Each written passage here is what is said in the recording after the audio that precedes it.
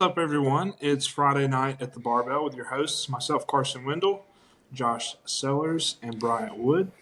Bryant, I'm going to let you introduce our guest today. So today we have a future Alabama powerlifting Hall of Famer, I would imagine, Les Keys, and he comes to us as a new dad in the thick of a powerlifting prep, as he has a meet next week, and yeah, we're just excited to have Les on with us. How's it going? It's going good. It's only been like 2 months in coming to try to get me on here. You know, you had a really important obligation Yeah, that came up kind of- immediately when we talked about it. Well, yeah, I mean, I think you reached out to me on like a Thursday, or no, it was like a hmm Wednesday, and the next Thursday we went for just a routine appointment with our doctor to check on the baby, and she was only 33 weeks pregnant. Um, and she was like, our doctor said, "Yeah, you have a 180 over 130 blood pressure, so you need to go get admitted right now." And yeah, 3 days later we had a baby. Yep. I mean, th- I don't know if there's a better excuse to Yeah, I not mean, hang she out with us. and What, have a baby? and also, Josh and Carson, I haven't really like got to like really like talk and meet with you guys. Josh, you were at Lentini's? Yeah, I was at Chris's. Yeah. Okay. Yeah. Les, we were at a meet. This it's been battle. It was the Battle of the Beast back in like 20. I can't even I think, remember. It was I think 20, that was 18. 2018, Yeah. maybe like 2018. I think you were there. Jonathan was there. This was with Uh, all the Diamond K crew. yeah, yeah, I think Perseus was there. But yeah, y'all were like, yeah, it was fun to watch. But also about your kid, Atlas, that's like the Hmm. most It's a pretty alpha name badass name. I've ever heard. Thank you. It's a pretty badass name. That's really cool. Yeah, I appreciate it. I'm Classic. big on like Oh, I like Greek mythology, Greek culture, stuff like that, and it was kind of hard for me to pick a Greek name that wasn't obnoxious as hell. Like it's kind of hard yeah, to name your kid like Zeus or something. So my wife one day was like scrolling through names, and she said, "What about Atlas?" And I like stood up off the couch. I was like, "That's fucking perfect. Like yeah. absolutely. Like I couldn't think of a better name. I was super Yeah. Wa- pumped. And, like Was he in the NICU very long? he was in the NICU for about 5 weeks. 5 weeks. About 5 weeks. No issues, no complications or anything. Just kind of waiting to make sure like he could breathe on his own. He could, Right. maintain his body temperature the right way and stuff. So we were super blessed.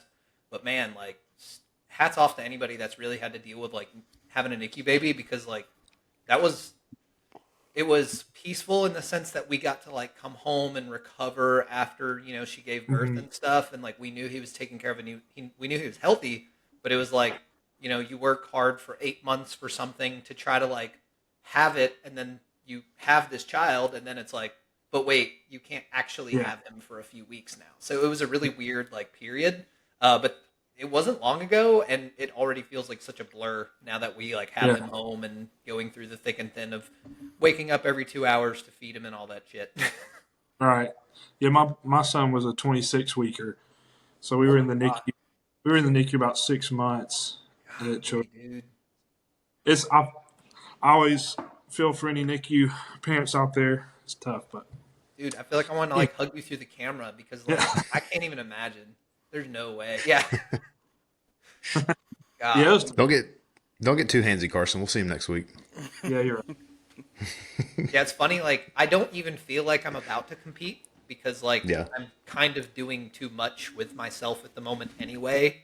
Um, like I I coach around 60-ish people currently.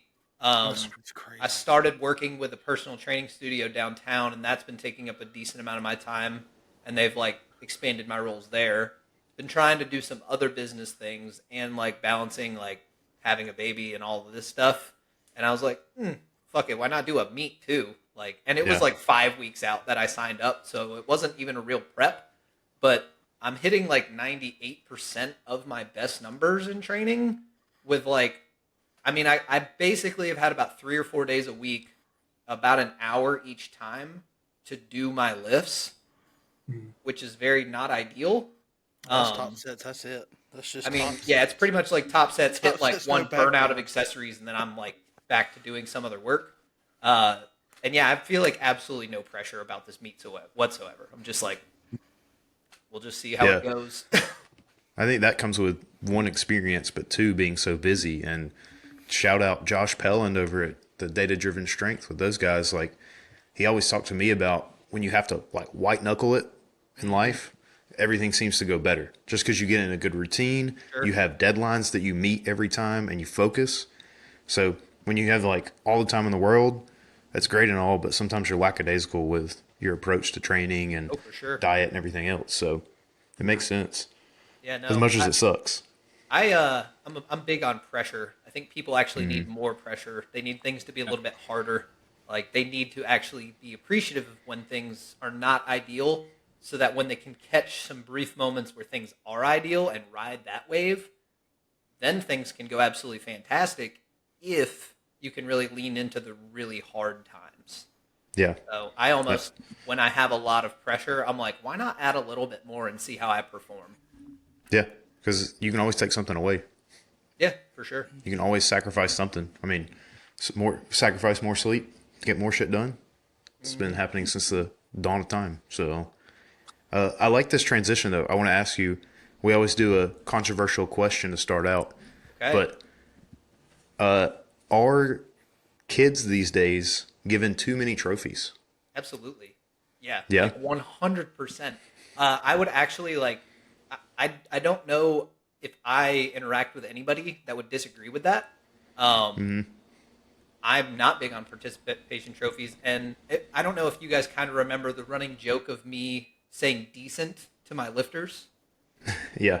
Okay, so that kind of stemmed from the fact that I'm not easily impressed per se, and I don't mean that to sound like a hard ass, but like I've been around a lot of ridiculously strong people, and I've seen crazy feats of strength, but none of that really impresses me that much. However, effort does.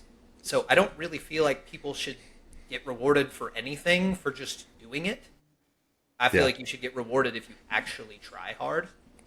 So I think that's probably a huge reason why society is absolutely absurd these days is because people do just get a bunch of participation trophies when they're kids.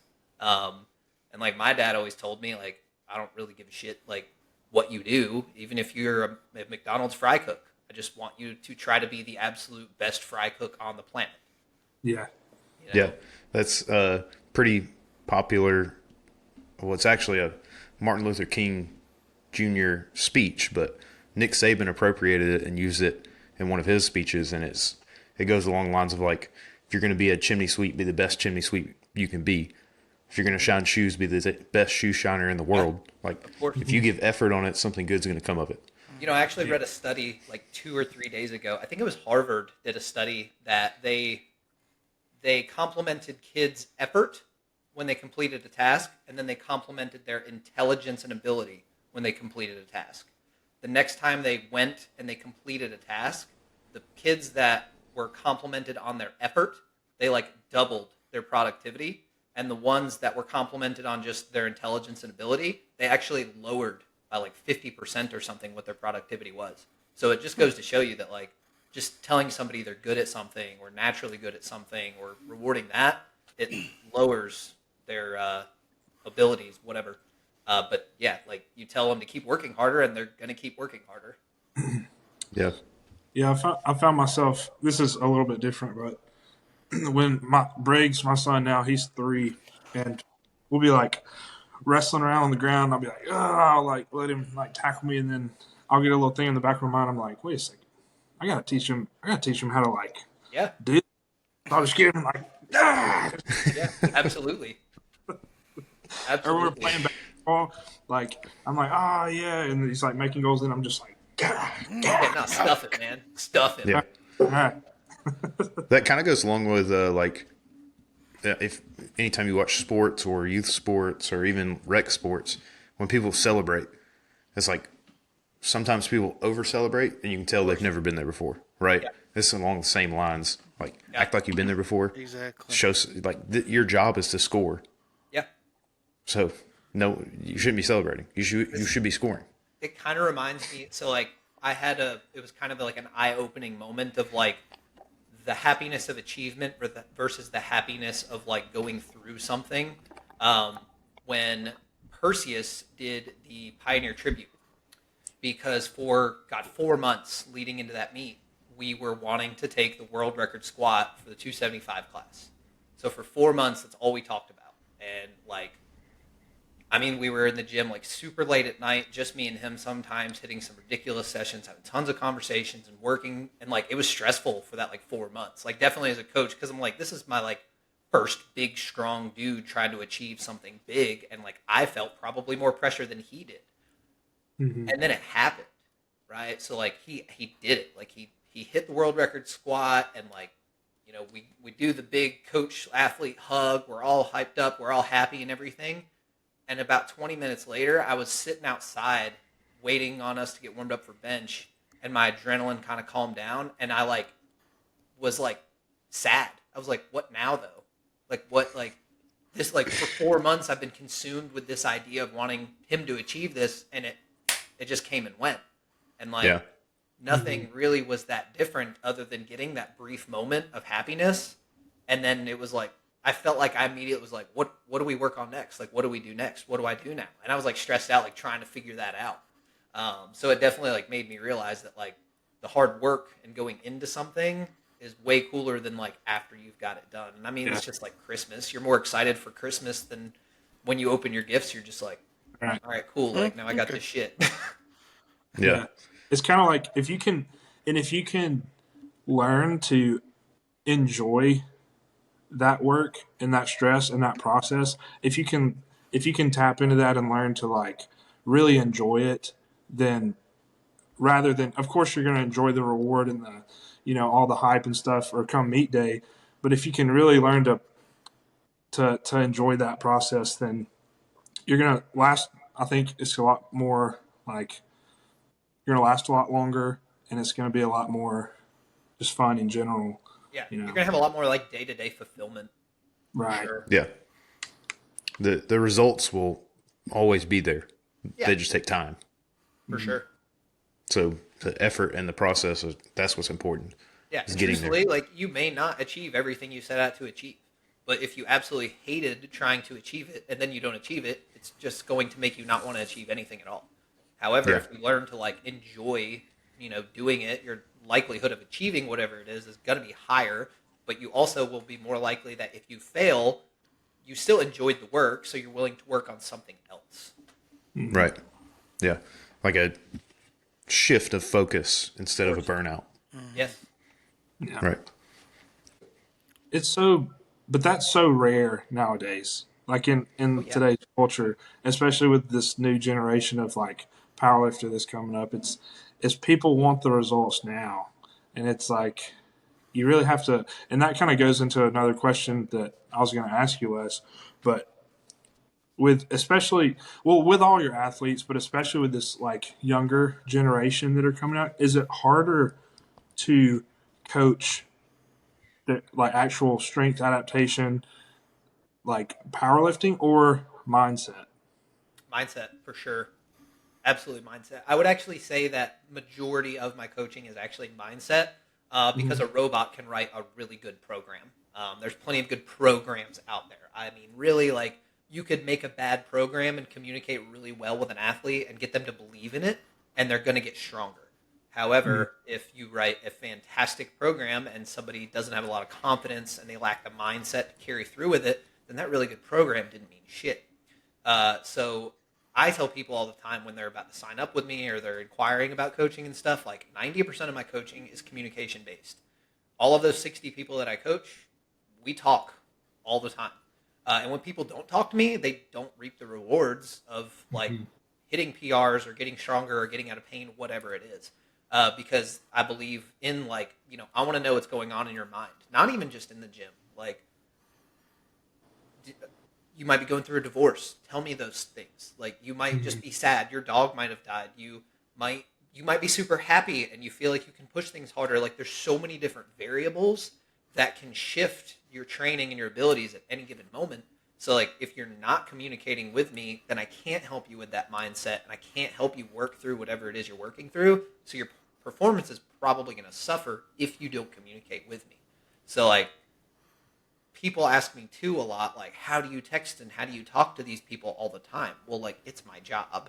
Like, I don't really understand when people are coaches and they don't text back like within a decent time frame, because it's really not too hard to watch a 20-second video and then respond to it. Um, so like of I would say of my day, I really probably only spend like an hour and a half maybe watching videos, and then the other like hour to an hour and a half that I'm working with my athletes is just like texting, having conversations. um, I'm also really big on just like randomly checking on people how they're doing in just their life in general. So like not even training related, just hey, like how are things at home, how are you, like let's talk about that stuff for a minute. That can kind of help tap into like what mindset things they may be lacking so that they can make progress. But like the programming and stuff side of things, like that's like very bare bones to me. It's really all mindset. Yeah. I would think probably I think it came around like 2010 ish is kind of when the research started going that way. But like the biopsychosocial model of pain and rehab, and now you can shift that anywhere, but especially coaching because it's almost the same thing as the rehab model. And I imagine Tyler's probably helped you a bit with that as well. Like I don't know when you started using kind of the biopsychosocial aspect of communication and coaching, but I think I've kind of always been just doing it. yeah, I think it's just always kind of been my thing because I just am interested in people and how they're doing and how they're feeling and all that.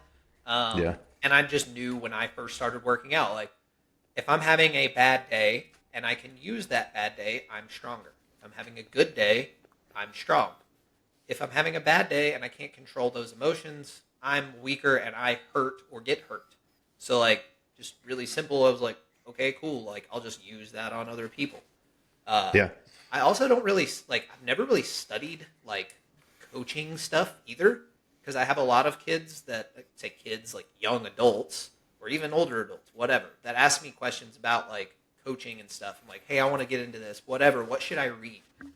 I don't read, nor have I really ever read any like of the big powerlifting or strength training books at all. It's all been like communication stuff. The only one that like How to Win Friends and Influence People by Dale Carnegie was like one of my favorite ones. And like using things about just communication and mindset stuff and applying it into powerlifting and strength training and stuff like that, that's helped me way more than just like a bunch of like book smarts on how to squat, bench, deadlift, how to program. Like you can learn that stuff through experience. that's a pretty big thing in medicine right now too. Is a lot of people just want to talk, especially with chronic pain. Like, there's really no fixing someone that has been in pain in their neck for 20 years. For Like, sure. there's no way to fix that. So, a lot of people just need to talk, and they honestly just communication. Like, they get someone they can almost like a therapist, like a psychologist. They just kind of speak it out, and it kind of speaks the pain out of existence sometimes. And it's the same way with coaching. Like, you got to speak like manifestation or whatever you want to call it, but you do have to speak those ideologies into people's minds to Yeah, let them they've got to know. believe in themselves and trust it. Because if they have trust, they're going to have more effort. More effort is more results. I had a guy that started with me recently because I do have a decent amount of people that are like, I work out, I may not compete or whatever, or some people do compete. And they're like, I have these aches and pains and these people can't help me with it. Do you think you might be able to? And like, by no means am I like a physical therapist per se, but like I'm pretty good at like corrective exercise and stuff. So I had one guy who he has like a nerve compression injury to his neck, and it's been like a year and a half. He hasn't really worked out much in that year and a half. He went to two doctors, two physical therapists, and one chiropractor in the course of a year and a half. Said none of them really gave him any relief. One of his arms, so his left arm is now like an inch and a half smaller than his right, and he has just like serious like activation issues, like certain movements he just like cannot engage muscles. So he reached out to me, and I was like, yeah, like come on, let's see what we can do. Within 2 sessions, he was like, dude, I'm feeling things turn back on that I haven't felt in a year and a half, and like I feel already better than any of the times I went with these other people. And while that's cool, that makes me feel good about myself, but it also just shows me how lacking, like, I wouldn't say just the medical field, but just medical and strength training field is when it comes to like building trust amongst two people and like really having those other people believe in themselves that they're capable of getting through whatever injury it is that they have. Yeah, there's a gap for sure. It's so crazy though. Like you were talking about pain. Pain is so complex. It's not just like physical. It's a lot of like, you know, a lot of psychology and stuff as well. But it's so crazy. Like I'm a nurse. I work at the hospital, and it's so crazy how. And again, just I guess today's culture, but people, you know, if you hurt, take a pill to fix it, or if you God, yeah. do this to fix it, when it's just physical therapy and exercise, just getting blood somewhere can help so freaking much. And it's so underrated, and it's so funny how many people I see in the hospital, and they're just like you said, neck pain 20 years, but have you ever tried some sort of physical therapy? And they're like, well, Yeah. I take 10 milligram oxycodone. Yeah, My liver's gone, but yeah, and then just like it's not that hard. Like if your back hurts, just doing something lightweight for your back, just getting Yeah. some blood. But it's just so weird how the culture is instant gratification. Do this to fix this when it takes a little work. Take this to bench this. Take this to get stronger. Yep. Yeah, that's another thing. that's a different field there. I had a sidebar question for you that I didn't get to ask earlier. Is Les short for Leslie or Lester? It is short for Leslie. So my entire name is George Leslie Kais the Fifth. He's Guys, I told you. Nice. doxing Yeah, it is himself. Kais. Sorry to disappoint everybody. It is not Keys. It is Kais. Kais. However, I don't really care. Yeah, it's tough. That's a tough one. Yeah. Nice. It's eyes Is with that a K. like So it's K is that English? Y-E-S. Eyes with a K at the beginning of it, so it's Kais. But like when I first started like my first online coaching business before I partnered with Tyler and transitioned to Fortitude, it was Les Keys Strength Systems because it was just Right. catchy. Like I could make Yeah. the logo, have a key dangling off. It looked catchy and cool. Everybody called me that anyway. Yeah. So yeah, freaking mouthful of a It- name. Is that English? Guys? I guess. I don't know. I have no idea. I'm just Not a wondering. clue. I don't know. And the Europeans. It's got to be European somewhere. Yeah, not a clue. My sister did that ancestry thing like not long ago. It turns out I'm like almost all Scottish. I was like, my mom told me a long time ago. She's like, yeah, you're like a quarter Native American, zero Native American, Yeah, Right. can't believe that. all like Scottish and like German, but like very high percentage Scottish. So I guess I'm just a Braveheart. mean Irish. Yeah, I have no idea. I do have like there's a family tree book that like my great grandma gave to my parents, and it like tracks back like hundreds of years of our lineage. So it was made before like the internet was even a thing, and like it's actually like pretty accurate. I need to kind of like go through it and see what things are. I think like Teddy Roosevelt is like a distant great uncle or something somehow. That's that I was like, crazy. oh, that's kind of Yeah, that's pretty sick. Like, Yeah. I tried to get some of my other family members, like older family members, to do it, and they're like, they're very. They're like very out there. They're like, I don't want to have the government to have my DNA.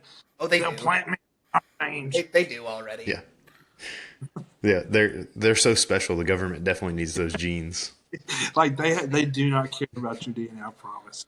I Yeah, promise. it's always like the super, like the people that like the government could give an absolute shit about you that are like, oh, the government, like I don't care. Yeah. I mean, they're probably like they could listen to us right now if they wanted to. Like it, Yeah. we can't do anything about it. Yeah. And there's nothing for us to be worried about No. right now. Maybe Carson. Yeah. Josh, you're very Josh got some quiet. good ones. Yeah, I know. Tonight I am quiet. So how long have you been coaching in Alabama? Oh, gosh. So that's like almost like a very like blurred thing. I typically say around like 8 to 9 years because technically when I was like 19, I kind of just started coaching my friends and stuff for free for a brief period of time. Mm-hmm. I guess I'll go into like kind of the backstory of me like coaching and how it kind of became a thing. So like I wanted to just be a big bodybuilder. I was like a freaking 170-pound kid that just graduated high school, and I was scrawny as shit, and was like, I want to do bodybuilding. And all of my friends, they all were like, we're going to do this powerlifting meet. You should do it. And I started working out with them, and I was like, this sucks. Like, we just max out all the time, and my body hurts. Like, I hate this. So I was like, well, I'll see what this meet's about. And we did a meet together, and I was like, wow, this is actually like a really cool community. So after that, I was kind of just thinking, there's got to be a better way to like do this, where it's not just we max out and sometimes we fail and sometimes we get hurt every time we go to the gym. So I started doing some research on like how to program and stuff. So I just programmed for a couple of my buddies that we all went around and did meets together. Was gonna go to school to be a physical therapist and was working in a clinic as a tech, and then found Diamond K because we were going to like random public gyms, and like I had a squat bar and a deadlift bar and a power bar in my Mustang that I drove around with and pulled out of the trunk and carried into gyms with me, and nobody liked us at all. We weren't obnoxious, but they were like, these guys are stealing the plates and they make noise and stuff. We don't like it. So I found this CrossFit gym that they had an open room that was just a bunch of bumper plates and a couple of racks. And I was like, hey, like, do you think like me and my buddies could like join this gym and just do powerlifting? Like, we don't want to do CrossFit, but like we could use this like open side and like pay you a cheaper membership than CrossFit, I guess. And the owner, Matt, he was like, yeah, why not? So that was kind of how it started. I was still like just kind of coaching all of us for free. I would like clean the gym occasionally when I was bored. And so eventually Matt was like, do you want to like be my gym manager and work here? So I was like, yeah, cool. Why not? And from there, me and him kind of started to like travel around like the country and just buy tons of powerlifting equipment. And eventually a couple of people said, you know, you're pretty good at like coaching us. Like you should like charge people to do this. So I was like, okay. And I just posted on the internet, like, hey, I'll take 10 people for coaching for $25 a month, which thinking back on is like absurd, because even then, like, I didn't really have any credential or experience, but like, I still like cared a bunch and put a lot of effort in. And so like $25 a month was just crazy.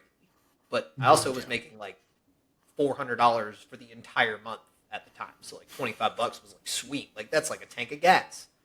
I had one paying athlete, Danny Summers, actually. He was my first paying athlete, and he was my only paying athlete for like 6 to 8 months. I think I somehow got in touch with Perseus through Danny. I think Perseus was like competing at a Battle of the Beast meet, and he needed someone to wrap his knees. So Danny was like, well, my coach can wrap knees. So I looked across the room, and Danny was like, yeah, that guy. And it's just like this huge Jack Black dude with a hoodie on, covering half of his face, looking like this. And I was like, I'm about to wrap that dude's knees? All right. So I helped him and handled him that meet. Do what? You have to use like a bed sheet to wrap his knees. Well, I mean, I gave it everything I had, and like I was and am pretty good at wrapping knees. So he was impressed, and I ended up handling him the rest of the meet. And from there, I just kind of started handling him at all of his meets, but I wasn't coaching him. And kind of, I owe a ton to Perseus for real for like kicking off my coaching career, because he brought in so much attention and so many referrals that like it allowed me to get on my feet and show people that like I knew what I was doing. Because when I first said I'll coach people, I was weak as hell. I think I had like a 340 squat, a 200 bench, and like right at 400 deadlift on a good day if the moon was full. Like, and I looked super small, super young. I mean, like I would not have hired me either. So a lot of people were like, who is this kid? Like, who's going to hire him as a coach? But Danny trusted me. Perseus had me handle him. And then I had a few other people trickle in. From there, it just kind of like went from 1 to 10. I think I raised my price a little bit. All of a sudden, it was like 10 to 20. I think I hung around 20 to 30 for a while. And yeah, it just kind of it was like every year I would get like another 10 people that were just consistent staples to my roster of athletes. And I've been super blessed with like retention and stuff as well, because like I still have probably 30 people that they've been with me for 3 years or more, maybe 4 or 5 years, truthfully. Um, so I would say it's been about 8 to 9 years that I've been coaching in general. It's been probably 6 or 7 years that I've been like charging for coaching. Um, and it's been 4 years that this is like my full-time job. Like this is like coaching pays the bills. This is like my main source of income. So about 4 or 5 years of that. That's awesome. So that kind of segues into the second part of that question. So, as you've been being around the sport for almost a decade now, of like powerlifting and coaching people here, how have you watched it evolve? Like the sport of powerlifting evolve in those 10 years, from like So the something, first, yeah, from like the maybe first meet something that I super did, niche. Yeah. the first meet that I did, and that the first few that I saw were like garage gym, like super small, super ghetto. Like the first year, no, maybe 2 years that I competed, I didn't see kilo plates. Like it was just metal plates, like SPF meets and stuff like that. The first time I saw a kilo plate, I was like, "What the hell is that?" I was like, "That weighs exactly what it says." Like they're so skinny. Like 500 pounds should look like this. Why does it look like this? Um, it's been pretty wild because it was like a very like hardcore, like, all of the big guys in powerlifting, and I say big as in popular, like Mark Bell and like Pete Rubish, those kind of guys, like angry, took lots of gear, freaking stacked with muscle, yelled, threw stuff around, made noise, and like it's slowly transitioned to this thing where it's like I now see like 18-year-old kids that are like college nerds that are in school for freaking financing that weigh 170 pounds with like a 700 deadlift while they're listening to anime music. I'm like, what the hell? Like, where did that transition happen? It's been pretty crazy to see. Like, I mean, if you saw 700 deadlift 9, 10 years ago, you were like, damn, like that guy is a beast. Now, like, hell, there might be girls that pull 700 in a comp like really soon. Crazy. Now it's the bare minimum. That's crazy. Yeah, and also like TikTok, Instagram I think was a thing back then, but it was like not nearly what it is. It didn't have this short form media with like reels and stuff, and now you have all this You had short like a form 10 media. second video that you could post max. Yeah, Yeah. and it's made everything just so glorified, I guess. Like Oh, when yeah. you have these short 10-second clips of these like 18-year-old kids that's pulling like 900 pounds, and you're just like, what is going on? And then Yeah. it's just raised the bar. Yeah. It's so and it's so rapid, it's so exponential. It's just the bar gets raised so fast. And there's some Well, I there's mean- some kid in the country with no internet right now that could probably deadlift 1,100 pounds. Like there's absolute freaks out there that are going to continue to come out of the woodworks that we just don't even know about because they don't have internet and stuff. And that goes back to why like I really don't get impressed by like somebody just being strong or accomplishing something, but like if they have substance and they have effort and they're a good person, then I'm impressed. I've also like the internet also like glorifies so many lifts and so many people in so many different ways, which is absolutely mind-boggling to me because like I've met a lot of the like big, strong, popular, cool people that everybody likes to glorify, and they're just people. Like they have a cell phone and they use it. Like I'm not super. I should be better about social media because I could make an absurd amount more money if I put effort into it. However, I really just don't enjoy it very much. I like talking to like people on like day to day. I don't like trying to create some fancy reel that makes my 600-pound deadlift in my garage look like it's coming out of a movie script. That stuff's cool, and I know people get motivated by stuff like that, but like I really don't. I don't really care to like be super well known per se. I just want to help a ton of people, and I want to be a really good person, and that's really where I want to be. You have a lot of these people that they have hundreds of thousands of followers or whatever, and you think they're super awesome, and you just like you want to grow up and be just like them, but then you meet them in real life and they're a dick. Like I've met a handful of people that you would almost expect more out of because you'd think like you're at the top of the game, you've worked hard to get up here and all these different things, but you shit on the little guy because they can't get you more followers or make you more money, but like those are the people that like are your followers. So yeah, I don't know. I'm not super big on the glorification of Instagram and Instagram lips and all that stuff. Like we're all just people. We really are. Yeah. Seems like too, Les, that oh, that's cool.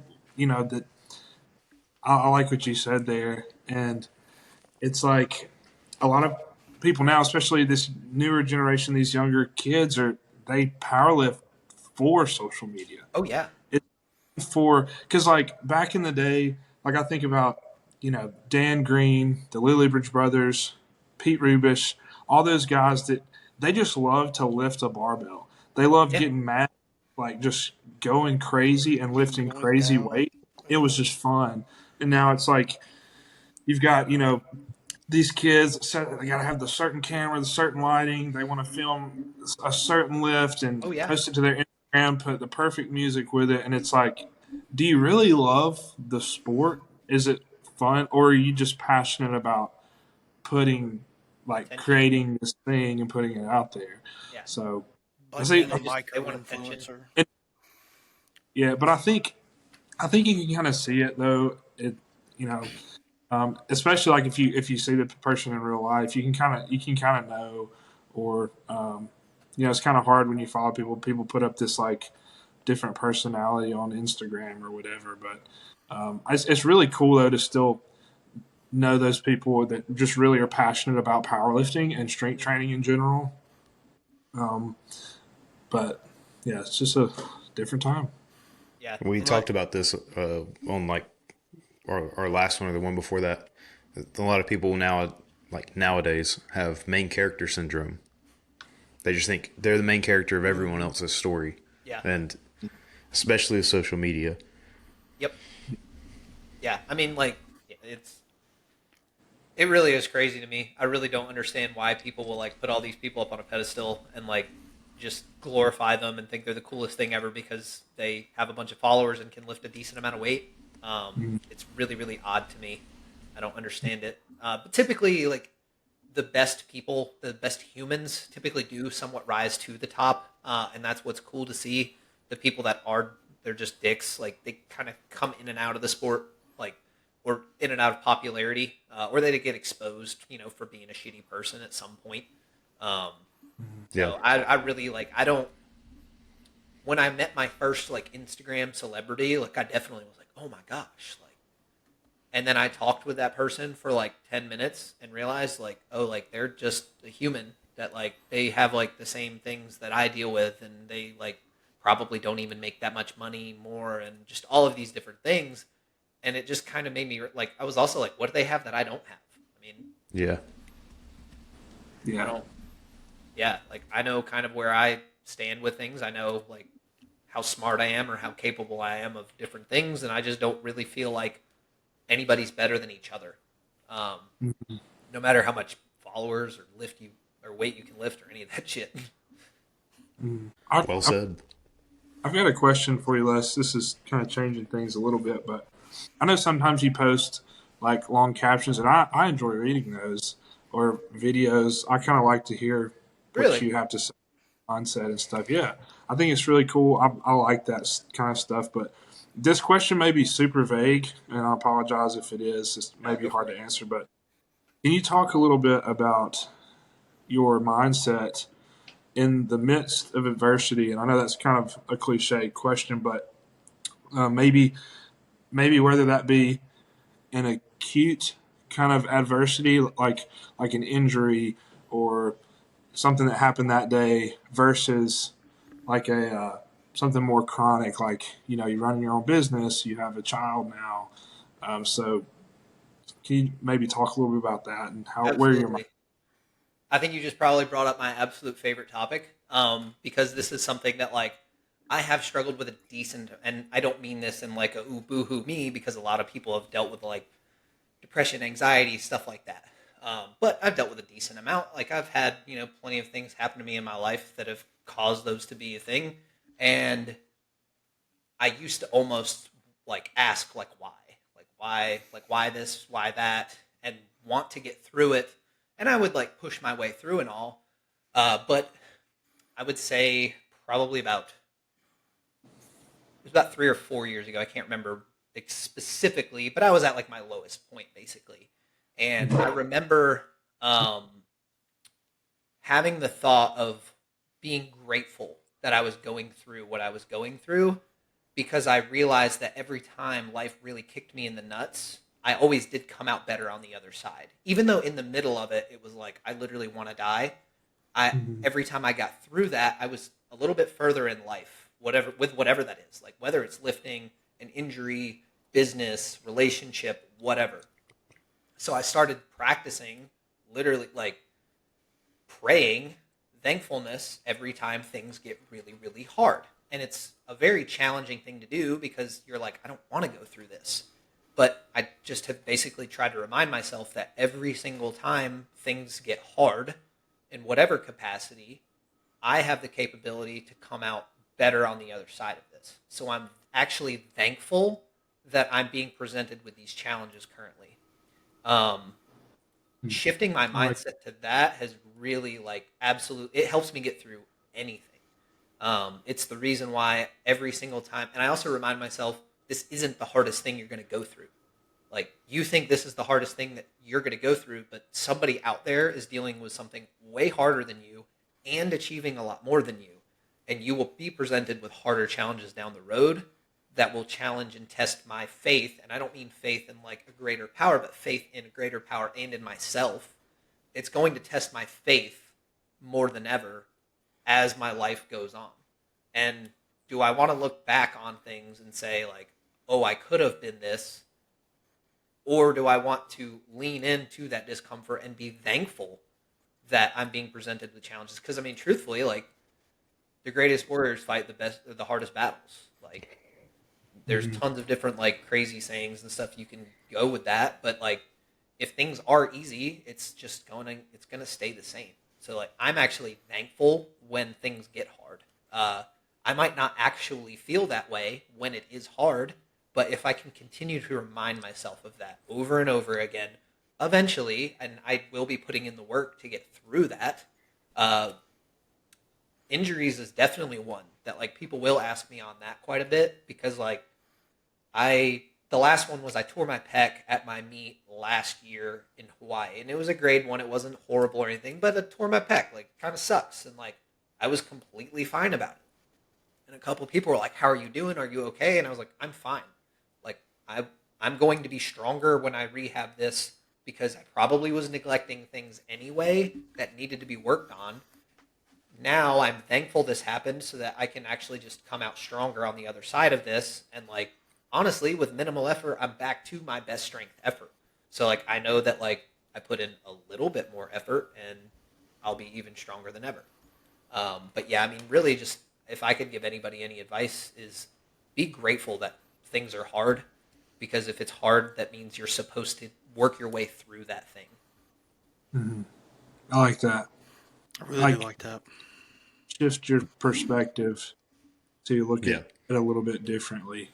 I think about that a lot as far as like perspective.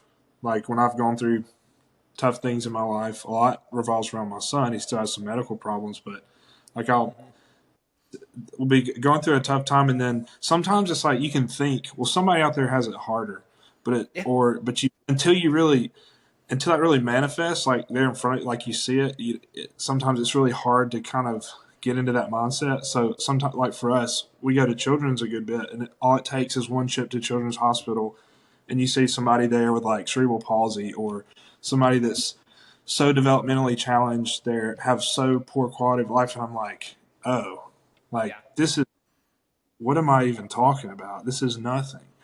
yeah. So Yeah, and you I can't like victimize yourself. Like you can't like victimize right, yourself, and you could make that comparison, right? Like you could say like, well, somebody out there has it harder than me, and then you could put yourself down. So like, well, they have it harder than me, and I'm not handling it good, so I just suck. Like you can't have that yeah. negative self talk.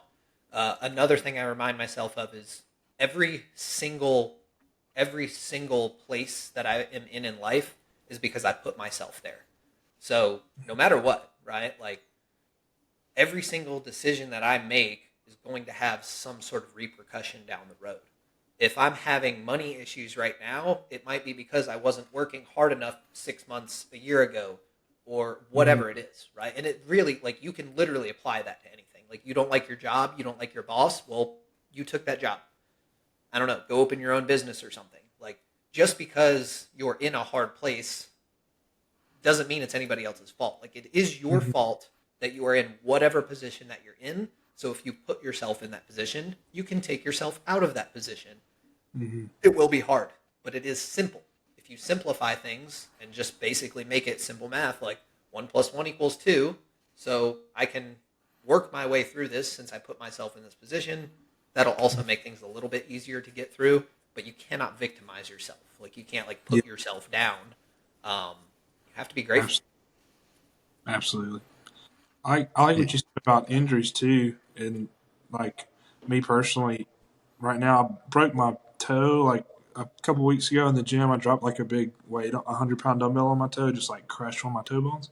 Jeez. But it was kind of like I think too, if you can kind of shift your goals briefly for a little bit, like Yes. now I'm just kind of running strictly like a very strict hypertrophy, like um, little block. So I'm doing, I feel like if you can kind of shift your goals to something that you can tolerate with whatever injury, and kind of get a little bit remotivated to do something else for a bit, it'll Sure. kind of help.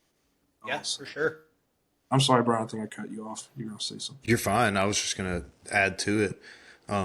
Mike Toucher, Mike T, his the quote I always give my lifters or really anybody when something's tough is he always says, "Don't just survive it, thrive in it." And it's like Yes. that to me speaks volumes. Like doesn't matter what it is, it's gonna be there. You got to just thrive in whatever it is, and it'll be over with. Mm-hmm. Absolutely. I love that. Yeah, thrive not survive is like one thing that like I've been telling myself since I was like a kid. Yeah, Like, you have to. I mean, and it probably speaks a lot to your background of how you grew up too, though.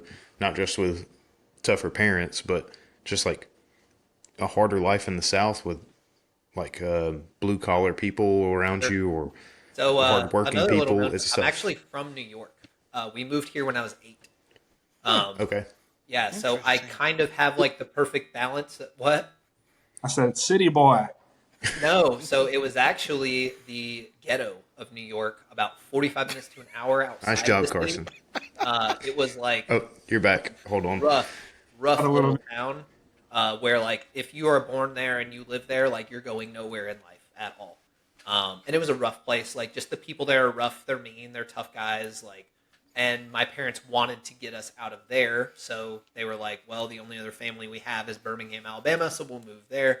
So I kind of have like just the right balance of understanding like the tough northern guy and the southern hospitality blue collar worker guy.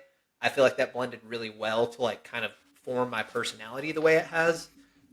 Because like I do resonate with like big tough guys, but I also don't feel like I'm some like big puff my chest out tough guy myself.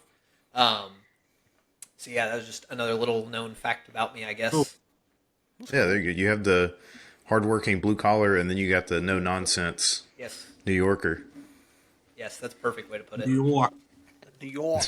There's some guy. There's also I can't remember his name, but he kind of went viral recently. I think he has a podcast. He does like he's into some biohacking stuff, but he talks about a quote he says is like also when you're going through something to tell yourself like, okay, this is what hard feels like.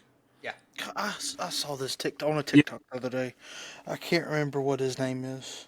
if you're in something that's difficult, like you can like just acknowledging like this is hard and that's okay hmm because if you can kind of acknowledge that with yourself, it can kind of be motivating in of itself. But it's okay to be in something that's hard and it's yeah. good. It's challenging and you learn from it. I think one other thing that my dad did really well with, because you said that about like the tougher parents or whatever, was my dad was really tough on me, and he was like, I mean, he was a loudmouth, very like he was huge, he was jacked, and he was very intimidating, like super intimidating, and he got on to me quite a bit. But he always explained why, and he talked me through the whys. So he wasn't just hard on me and just had me this like scared, terrified kid that just was always questioning like what is going on. Like if he got onto me, he would let me sit and think, and then he would follow back up later on with a conversation explaining to me why he was hard on me and why I needed to endure hard things and so on and so forth. So he gave me the ability to understand that like there is a reason for something that is hard or something that is challenging. He allowed me the capability to like work through things mentally and not just throw my hands up and be like, oh, I'm a victim. Things are hard. And like somebody yelled at me. Oh no, like now I'm sad. So I do definitely have to like give my dad props on that because he did a good job of like explaining things well to me and giving me the capability to reason. Yeah. You will make mistakes Yep. It's bound to happen. early It's and often. inevitable. Nobody's perfect. Not even Josh. No, absolutely not. I was going to say, except for Josh. No, absolutely not. I was going to say except for Bryant. No, definitely not true. Oh, man. I think it's similar. I'm in PT school now, but I see a lot with classmates as people like, oh, I can't believe they're doing this to us. It's so hard. They're giving us too much work, blah, blah, blah. And I'm just like, man, just wait till you get out of school and you see that $70,000 red number in your bank account because it's going to feel a lot harder then. So like that was I the can reason why I was kind of like, Guarantee. all right, I can go through with PT school and I am busy with school for the next like 6-7 years. I hate school. I'm continuously taking out more money and getting in more debt, but I could probably make more money working for myself doing this business that I accidentally started.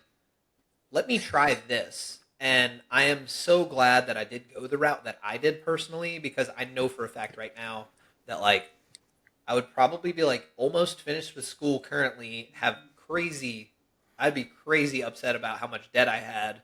And like, I wouldn't be able to like do my own thing and be my own boss right away, most likely. So like props to you, dude. Cause like, I think there should be more good, solid physical therapists in the world. But like, I did not have what it took to like stick through that myself. I mean, it's a different kind of challenge, right? It is.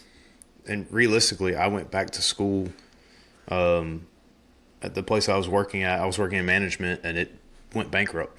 So like I had a two-way divide. I was like, Yeah. I can go back to school and do something I want to do, or I can go work in management and kind of hate it.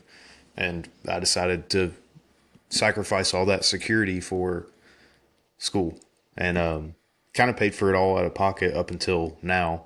So that's been nice. Don't really have that much debt. And then now it's kind of like, is anything harder than that? Yeah. Probably not. So I have a different perspective than a lot of them. And that was one of the reasons I think I got in. Is because I told the interviewers, like I was like, listen, none of your people are going to have it as easy as I do through this program. Because I've done something way harder than fucking school. Yeah.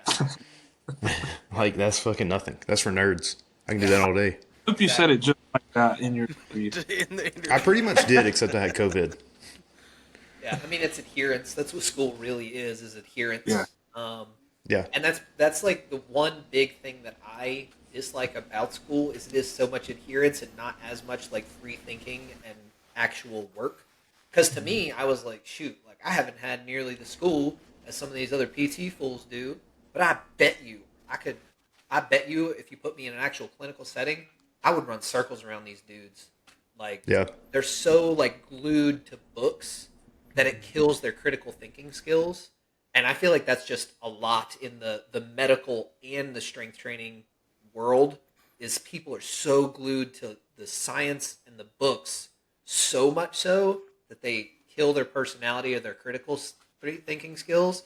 And like, if you can have a good blend of both, of knowledge and being a real human and not a robot, those are the people that really thrive. Yeah. There's a lot of things, a lot of people, ailments, or strength training they have models for everything.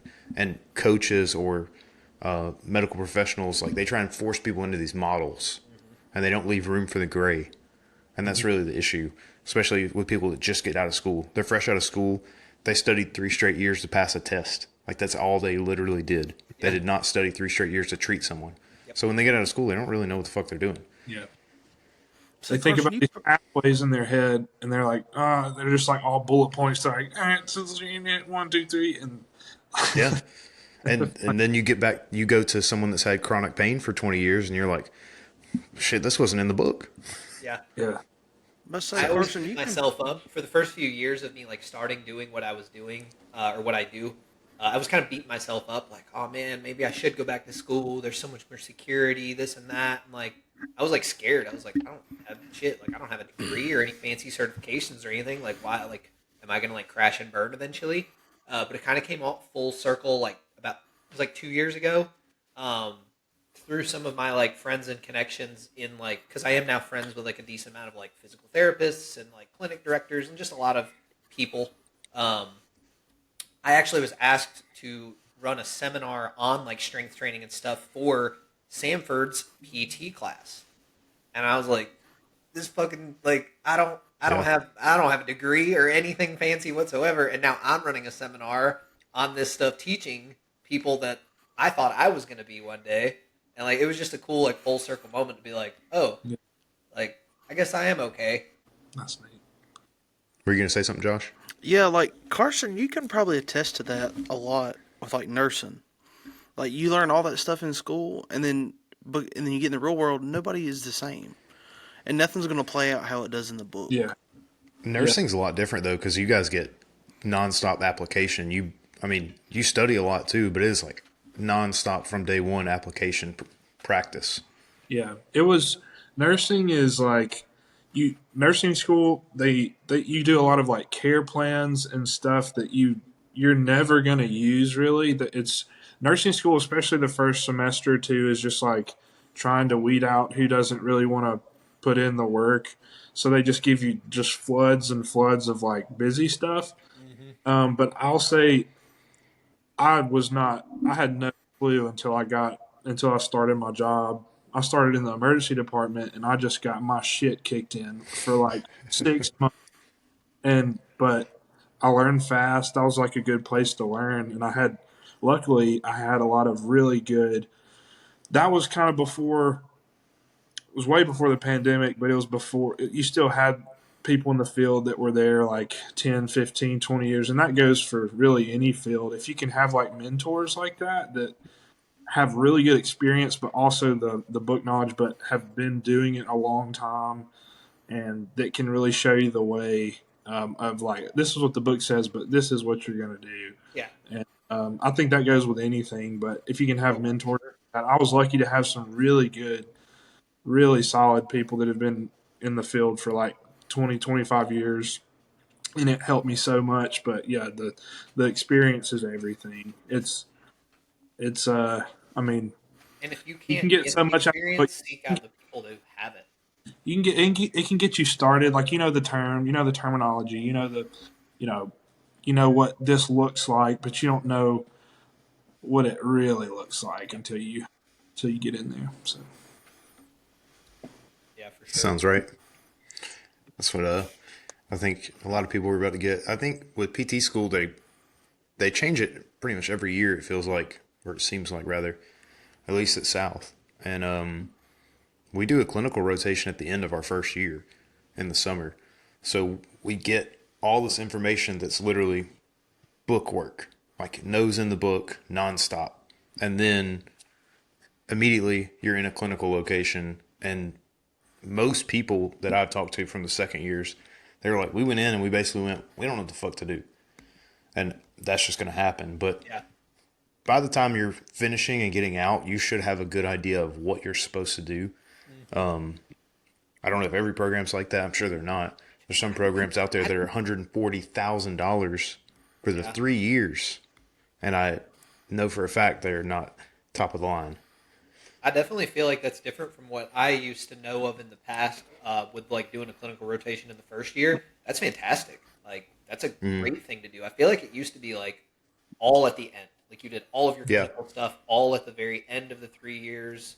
And so yeah, you're just like grinding through books for like 2.5 years before you actually get to like see somebody and like work at all. But spreading it through Yeah. there is such a better idea.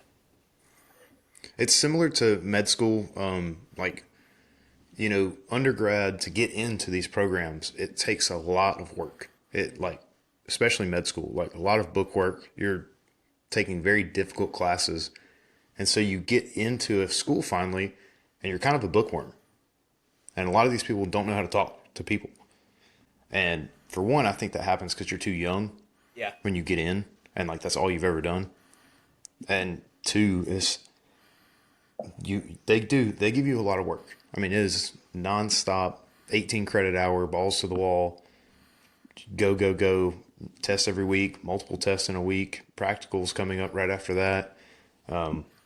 They definitely put your feet to the fire in that sense.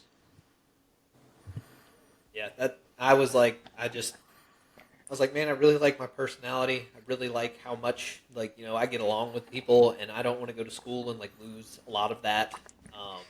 Because I saw that a lot where people were like, I would have really good friends, and then I would see them after 3 years of like PT school or something, and I'd be like, what the fuck happened to your personality? Like, I feel like I'm talking to a robot. Yeah. Yeah. Weird. They make a lot of things professional. Like you're wearing professional attire every day. You're supposed to have like a professional demeanor in the classroom and building at all times. That's what But I think of when I think of you. Yeah, that's what I'm Oh, going to yeah. say though. Like, I don't do that. I mean, I wear the clothes and do all that shit, and I'm not like. Honestly, I curse like nonstop, and like some people aren't ready for that when I'm in there, but it is what it is. I've even made like a Down syndrome joke, and the professor heard me, and he started fucking laughing, and I'm like, yeah, see, these people are people too, and like, there's no way I can be that serious for fucking 12 hours a day every single day of the week. It's not possible. I've got to have something. In reality, though, that's what's going to get people to like you and to actually listen to what you say is like having a sense of humor. Like the patients you work with, or like strength athletes or whatever. I mean, if you're just like undulating polarization, then you're like, what the fuck? This guy's a loser. Yeah. But like you gotta be a person. Yeah, Like, you got to Yeah. be personable. Yeah, like Be make able some to- So you got to be able to have some connect. fun, Yeah. loosen up a little bit. I mean, Yeah. It goes back to the communication earlier we were talking about. Like, if you can't walk in a room and light someone up, like they're never going to respond. exactly. So there's almost no point. And some people, not everyone wants to be saved, or not everyone wants to get better. So some people are going to need something different than the hard work aspect of things. But still, like if you can't immediately make a connection with someone when you walk in a room, it's already over with, especially in rehab, especially in nursing. Like if you walk in a patient's room and they're already like, I don't like this guy. What are you going to get out of them? You're going to have to force them to do something. They're never getting better. And you've even got to know how to pick up on people's different personality traits on how you're going to communicate with them. Oh, Because yeah. I have some people that I am a hard ass with. Like, so do you guys know Tank, Dante McCoy? Oh, yeah. Man, I hate to tell a story, but like, I also have to tell a story because it's really funny. Oh, we love Because, stories. like, he's somebody that in the beginning I was very hard on because I couldn't give him good jobs or else his effort would go down. And I have some people that, I have to tell good job to. Some people I'm hard on. It just depends on the person, right? But for Tank, this one time, I remember he was in prep and he was squatting this day.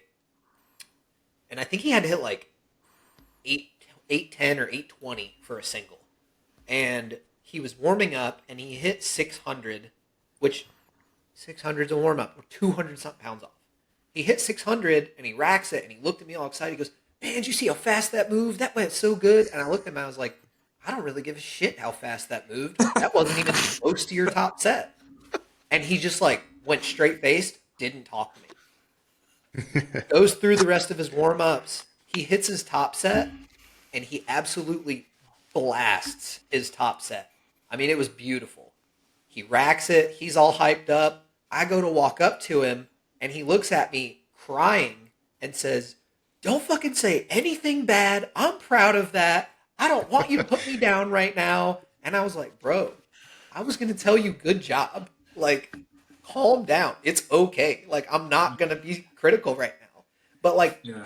that's the thing is like, you've got to figure out like, how do I talk to these different people? Because some people are going to respond to you just giving pure information. Some people are going to respond to positive emotion, negative emotion. It just depends. And like that's how you're going to be a good physical therapist, nurse, coach, parent, whatever. You've got to be able to pick up on how do I get this person to do what I want them to do and it be in their best interest and hit their emotional markers the best way. Yeah.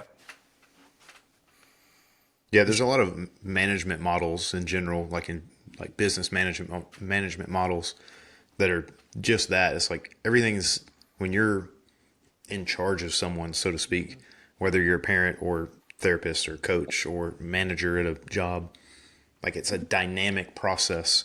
Every person that comes to you has a different way they need feedback. Yep. And if you treat everybody the same, you're not really going to get the most out of your people. Yeah. And see, some people are more coachable than others. And it makes it challenging when I don't know. There was a clip. It kind of went viral about Alabama's cornerback. I forget his first name. His last name's Arnold. But anyway, there was a viral clip of like Nick Saban, and he just like went into him on the sideline. And they asked him about it in a press conference. He's like a really good kid. He's like so well spoken, but he was just talking about how, you have to listen to not really how he was saying it, but what he was saying. Yeah. And like, and he was like, as younger people, we've got to be more coachable. And I guess, yeah, Les, I could ask you, so how might you deal with someone that's not very coachable? Like, I know that's got to be challenging. So how do you usually, or Bryant, how do you usually deal with that? I guess I'll go on that. So it's going to depend on a lot of different things, like what's their experience, what's their age, what's their temperament, and you Right. kind of have to go from there. So it can vary in a lot of different ways. I've kind of gotten to the point when people are like way too uncoachable per se, like they could do something else. Like I don't really like. I'm not going to absolutely just like spin my wheels forever, but I do put in a lot of effort for a decent amount of time to try to get them to like match whatever it is I need them to do. Right. The big things though is I'm gonna talk to them about like just like what is your just like overall like what's your mental health state, what's your mindset when it comes to life stuff. Like it's gonna be stuff that's like removed from the gym first, right? Like I'm gonna try to like emotionally connect with them in some shape, form, or fashion, and then build some sort of trust. If I can build that trust, I'm probably going to build their coachability. And that might translate into like me being hard on them. I might have to like just. I think one kid not too long ago. I say kid. He's probably like 2 or 3 years younger than me. Like he was just questioning like every fucking thing that I was giving him. Like I would like it was some stuff with his deadlift, and like his deadlift it was getting so much better, and it was heading the right direction. He had one small thing that I wanted him to tweak. I told him what thing to tweak. He started, well, what about this? What about that? What about this? What about that? And I just eventually was like, listen, motherfucker, like I have coached like 10 people to an 800 deadlift, one person to a 900 deadlift, countless people to 600 and 700 pound deadlifts. You should probably just fucking trust the one thing that I'm saying to do. Just please fucking try that one thing. He stopped asking questions. He tried that one thing. His deadlift has been on a tear now for months. Damn, So that's like crazy. sometimes you might have to snap on people a little bit, but you can't snap on them until you have some trust built. So like if some kid comes to me and he just is like, "Well, you coach strong people, so like I want you to coach me," and he just thinks that like I'm cool, but he doesn't trust me and we don't have a relationship, I can't really get on to him yet because he's not going to respond to that. He's just going to be like, "Cool, I'm going to go find somebody else that's like that I think is cool." Just give myself a thumbs up on the screen. What the fuck? What was that? Yeah, if somebody's uncoachable, I've got to build trust with them first, and then figure out what their triggers are. Whether that is I have to like connect with them in a soft manner, or maybe I just got to snap on them. And it's really just going to depend on that person. Yeah, I mean, you said it all. You just gotta. At some point, you have to do some investigation, and you just have to see, literally, what's your deal. Like, what's going on? Why are you like this? Yeah. What can we change that would make you happy to be coachable? Like, if I think of somebody that's not coachable, I think of somebody that's like, I don't want to do this now, because that would really be the only thing that would derail the train, so to speak. Yeah. And you just have to find out, like, well, why don't you want to do it? What changed between then and now, or like what caused this You've also got to emotion? figure out like one thing that I probably would ask is like, do you not trust me or do you not trust yourself? Like, are you questioning yourself or are you questioning me? 'Cause if you're questioning me, I'm sorry, but I know my shit. You shouldn't do that. Now, if you're questioning yourself, then I can help you with that. Let's talk about this. Like, we can work through that part of it, and you can build some more trust with yourself, and build some positive affirmations that you're going to be able to figure this out. But yeah, if you're like questioning me, then like, why are we together? Like, go find somebody else. I was just trying to tell people. Say what? So like me, I like to ask questions. Like I'll ask Chris, like when Chris will send me stuff or have me do stuff, I'll ask him like why we're doing this. I'm not questioning. I love that. I'm not that. questioning like why he's making me do it. Well, why he's making me do it, but why we're doing it to improve what Big we're idea. working on. Yeah.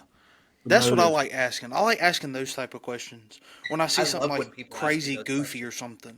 Like why am I doing this? Yeah, I love And when then- people ask You me should. Yeah, and he'll sit there and explain it to me, and I'm like, oh, okay, that makes a lot of sense. So, that. Yeah, and that builds trust. Yeah. But yeah, like when I highly encourage people, like I want you to ask how to do something, why we're doing something, what's the reasoning behind different things, because I'm not in this to just like, I'm not just giving you fish. I'm trying to teach you how to fish. So like, I would like to help as many people in my life as humanly possible, but I'm limited to a certain amount. However, if I create a whole bunch of extensions of myself, then I'm just going to extrapolate that number even more. So if I teach people so well and they ask questions over and over again, my information now goes to them, which goes to other people. And I Just love build when like little I have coach- people do what? You're just building a little coach army. Dude, like seriously, like I've had people that they ended up starting coaching after I've coached them for a while, and like I love that. And some people are like, "I hope you're okay with this." I'm like, "Yeah, like there's fucking billions of people on the planet. Like, you think I can get all of them? Like, no. I mean, and plus, like, if you are thinking I'm gonna think you're competition, then like that's also fine because I'll beat you. So then you're just making me better too. So like we're good. So yeah, like I love when people ask those questions and I get to actually like teach. When I do have people that just like they just do the work and they never really talk about like why we're doing stuff, I almost am kind of like sad. Like, oh man, like I kind of want to like teach you why we're doing this stuff. Yeah, you're kind of boring. Yeah. Like, oh, I'm not taking your money anymore. You're too easy. I've always thought the same thing though. It's like my goal isn't to get someone somewhere; it's to get them to where they can do it on their own. Yep. It's like if I coach someone and they start coaching other people, that's kind of what I wanted, anyways. Yeah, coach yourself out of a job. So we usually touch on this at some point in most of our episodes, but Wes, how important to you is like community? And that's kind of vague, but how, like, as far as like the powerlifting community, or how important is that, and how do you see it being advantageous? Community is basically everything to me.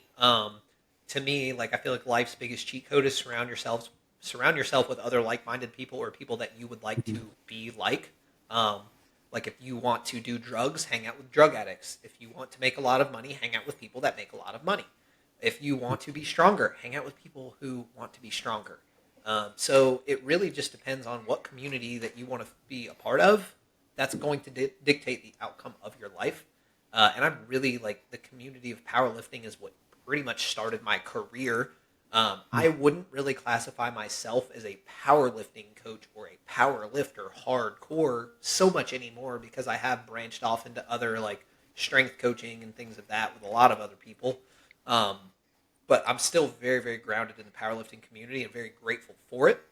I wouldn't have the job that I have if it weren't for powerlifting. And I still want to do everything I can to help the sport and help the community grow in as most positive way possible. I really do think though that like whatever your community is going to dictate what kind of person you are and what direction you head in life. And like the powerlifting community as a whole, especially in Alabama, has only trended in a positive way in professionalism, the amount of people, the amount of money it makes, all of those things. And like, I want to be a part of all those things. Yeah. I would agree. Things are trending up. The common denominator in every single person's answer. Yeah. We kind of asked What if people, I just like, came in and I was like, yeah, community fucking sucks. I like being alone. that would have been good too because you'd have been the first one. Fantastic. Yeah. Yeah. All right. Yeah. Just actually cut that part. Enter this. I don't like humans at all. I'm tired of all of you. I'm going to build a cabin and I'm going to delete all of social media.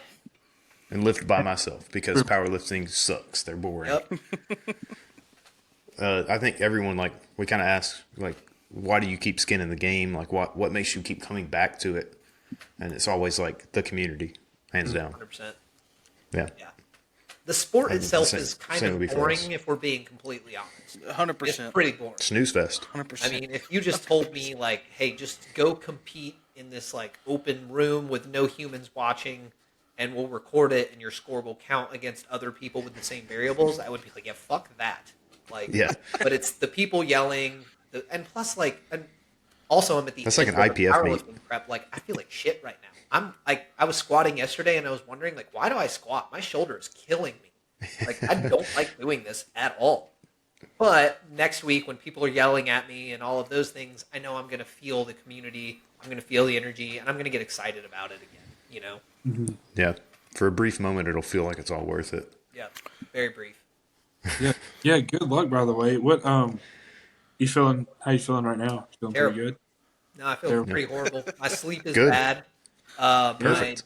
my diet is like, I mean, my diet's fine, but it's just oh shit. Like I have 20 minutes to eat. Let me grab some chicken and rice real quick. Like no, not one single variable is in my favor whatsoever. My body does not feel good, and I'm completely fine with all of that. Like I have Yeah, who zero needs it? But expectations. fuck it, we ball. Yeah, Fuck like it, we ball. exactly that. We got to have the one Zoomer in the group. Like if I can just if I can not bomb out and I can hit close to my squat and bench PR, I think I can hit a deadlift PR or a meet PR that is. Like I'm gonna have a good time. Like Telling you 6 for Yeah. 9, Bryant. Telling you 6 for 9. I mean, why even go that high?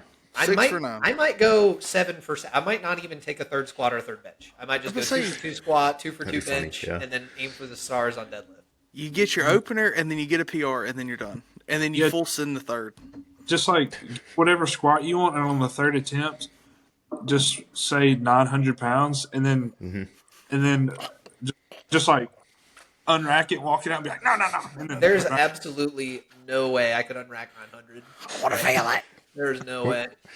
We've Just, like, actually what's crazy is so my best sleeve squat's 552 in a meet 540. That was literally 1 year ago this time when I was in Hawaii. I hit 530 and it felt amazing about 6 weeks ago. So I was thinking like sweet. I just gave myself thumbs up again. I hit 530 like 6 or 7 weeks ago and it felt great. I was like, shit, I could probably hit like 560, 570. I squatted 512 a few days ago, and I thought it was going to kill me. Like, literally kill me. I was Perfect like, timing. I was going to open with 500 on squat, because I was like, that's pretty conservative. Like, I'm good there. I might have to lower it more than that. I have no idea. I have no clue, because I feel so terrible, and I'm so sleep deprived and stressed, that, like, my body is like, we don't even know how strong you are. Hey, you'll sleep next week. It'll be fine. My wife did say she's going to, her and the baby are going to stay at her parents' house Friday night, which I'm not super pumped about. I'm like, I don't really give a shit if I don't sleep good. I'll be fine. Like, I don't care if I Right. don't sleep at all. Like, I just want to be around you guys. But she's like, no, it'll be for the best. Like, you should get some rest.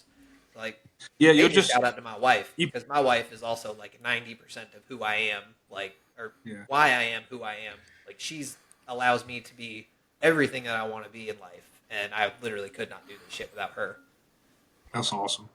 But watch Friday night. You haven't probably had 8 hours of sleep, and God knows when you'll get 8 hours of sleep. You'll come in Saturday and just be like, you'll be like Saiyan mode. I almost think my body would be like, bro, what is this? Like we don't This is too operate on much. this much rest. Like you feel worse. Yeah, We've had this running joke with Charlie about like what if you went to a meet and you hit your opener, you hit your second, or you miss your second, and then you just jump like 200 kilos for your third. And he was just like, I guess we're gonna load 200 kilos more and let's try. So always just keep that as an option in the back of your mind. You get a great picture from Taylor out of it. I was about to say, You know, I'm gonna walk up, I'm gonna get tight against it, and then I'm just gonna be like, nah, never mind, I'm good. And then the loaders are Exactly. gonna be like, you dick. That's exactly what we think, to a T, what we've been talking about. Same thing on deadlift. Load up 200 kilos more and just give it a little slack pull and be like, it's just not there today. I can't do it. Can't do it. Deadlift, I'm actually excited. I'm actually excited Okay, well, about don't do deadlift. them. Fourth attempt. I missed 300 kilos literally right above my knees 2 times. The past 2 times I've done it. My best meet pull is 633. I'm 100% confident I can beat 633, and it would be really freaking cool to hit 300 kilos finally. So, like, if I can come out on top and hit that, or even just beat my meet PR with all of the variables that I have at the moment, like, I'm going to give myself a pat on the back and be pretty pumped about it. So, yeah. Well, You got it. just between us, take a fourth attempt and load 200 over the I won't be state able- like, record. I'm going to be competing in the 198 open class, and we have had some fucking freaks in that class. So, like, I will be We have. eligible for no records at all. No. But if you go over the state record attempt, you can take the fourth. Yeah. You get a great picture with you just pulling the slack out of 804. Oh my god, that's ridiculous. And there's like what 18 people doing this meet, so it'll fly by anyways. I know I am very pumped about that because I That's really, fantastic. I really like. I did my SBD day yesterday as like my last like heavyish day. That fucking thumbs up, man. I'm the only motherfucker that speaks with their hands. I worked up to basically like almost my openers on all 3 lifts in like 38 minutes.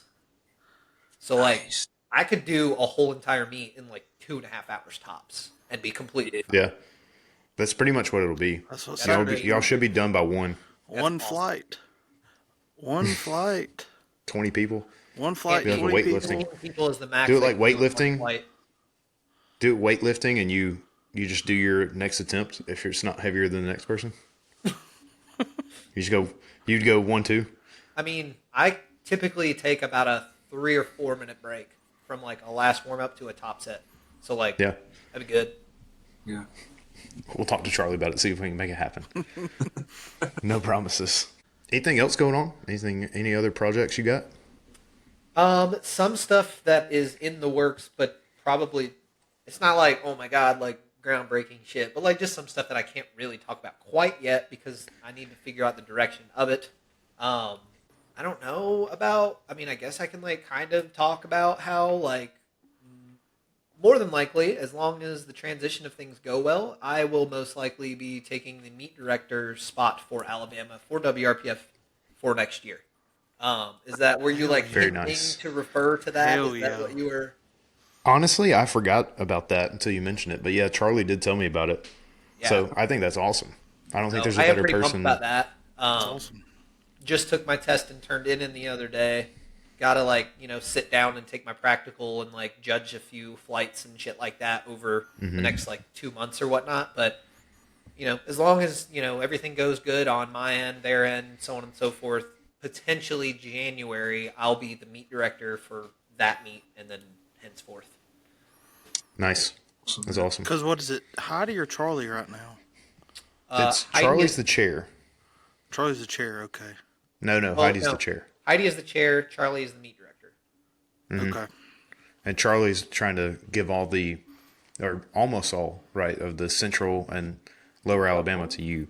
And Heidi's going to keep the upper Alabama. Awesome. Correct. Charlie doing? Retire? Retiring. He said I think he still wants to direct the Bob. Yeah, Bob. That's it though. That's He, his uh, The meat. Battle of the Beast. That's Yeah. that is Charlie's meat. He's He wants most to likely judge, gonna though. like judge and help and stuff with Yeah. most meets, but he doesn't want it to be like the forefront thing that he's doing throughout the year. So as I run the meets, I'll probably be just turning around and buying off all of Charlie's equipment. So Yeah. That's what he was telling me. He's excited too because I think that's going to push him in the opening that sports facility that he wants to do Yeah. in Tuscaloosa. So With softball and all that stuff. yeah, yeah, that'll be cool. I'm happy for him. He's definitely like put forth a lot of effort and time into the sport for all of us. And it is Yeah. cool to think back, like the first time I met him and did one of his meets for the first time, I thought like, oh, this dude's so cool. And like, then we've grown to be friends and stuff. And now it's just a cool, like full circle moment to think back on like, passing of the torch. yeah, I don't think I mean I wouldn't have been powerlifting at all if it wasn't for Charlie. Oh, I agree. Charlie's one of the 'Cause I people went- that got me into it. Yeah, I wouldn't have found it. that's cool. Yeah. I think I heard about it from some guy in Birmingham at 24E in Hoover in like 2015. His name's CW. I don't even know what he does anymore or if he even competes anymore. But I came to Tuscaloosa and Charlie was like, "Oh yeah, I know that crazy bastard." And then that's how me and Charlie met. Yeah. If it wasn't for Charlie, I wouldn't have competed probably last year at either of those meets. Like Oh earlier, yeah. 2022, he was like, why don't you like qualify and do worlds? And I was like, because I'd asked him about helping like spot and load, and he's like, just compete. Like, what are you doing? And I was, no, I guess you're right. I And guess it was you're like right. such a good experience. Like, I'm so glad. Shout out Charlie Lyons. Yeah, That's right. shout out. Soon to be retired ish. Ish. I guess I need to quit being lazy and do my referee stuff because I still want to do that You should, for WRPF. 100%. I'm gonna need plenty. Yeah, we'll be back to the old school where everything gets promoted and we actually have some crazy competitions going on. Yeah. One of the things that I do want to implement, and I don't know if I'll be able to get it on the books in time for next year, but definitely the year after, I would like to bring, like, the OG, like, Magic City Showdown that I ran here was, like, it was ridiculous. I mean, there was, like, Yeah. I don't think there's been that many 700 and 800 pound lifts in a local Alabama meet ever as, like, that meet did. And I want to have, like, some sort of, like, qualifying Wilkes Dots, like, bigger meet, not necessarily like invite only, but like a 450 or more dots with a cash prize, limited amount of Money spots. meet. You know, just have some sort of like really like big stage for us to like aim to try to get on for like powerlifters in Alabama. That's definitely a meet that I want to get implemented as soon as possible. Yeah, that'd be awesome. yeah. It's Idea. tough. We have a niche sport, but a very loving community, so it should be doable. Growing. Yeah. Yeah, I think so. I think with some of the connections that I do have and stuff, I could probably get some like pretty good lifters to come from like different states and stuff to come do it. Yeah, so for sure. I think it'll be fun to like see what WRPF, you know, that whole entire crew of Alabama has already like done for growth for the sport, and like add my little twists to it over the next, you know, few years, however long I decide to do it. Yeah. I mean, you'll probably help it exponentially grow, to be honest. Sure. Maybe if I get lucky. Yeah. We'll call it that. Lucky less. Lucky Les. I tell people all the time, I'm just a professional guesser. Good thing we don't have the lottery then. Win it every time. Yeah, I don't know about that. I think Powerball's at like 1 billion. Good God. Well, you take cash, you get 600, and then you take taxes, it's still 300 million. It's nothing to sneeze at. Yeah, Generational wealth, yeah. It's nothing to sneeze at. Yeah, I could deal with that. I Well, got you. Put your what is your Instagram and social My media? Instagram is just at LESKEYES, at Les Kais. That's pretty much the main thing that I do. Like I have a TikTok and that I don't use. I don't really use Facebook. I put very minimal effort into social media, a little bit into Instagram. Our website's fortitudrx.com. You can reach out to me like via my Instagram, and that's completely fine. And I do want to say, like, if anybody is listening to any of this and they just have some general questions, like, I'm not one of these guys that's like, I'm going to charge you. I'm not going to nickel and dime you to help you out. Like, if you do have some just general questions about pain, programming, coaching, athlete, whatever it is, like, reach out to me, ask me some questions. I just like helping people in general. That's really all I could ask, is just, see if I can help you out. What a guy. Nice. Yeah, strong, Well, great guy. Les. Really appreciate you like coming to do this with us. I know you're crazy busy right now. You got a meet coming up. You got a new kid. You're doing all kind of stuff.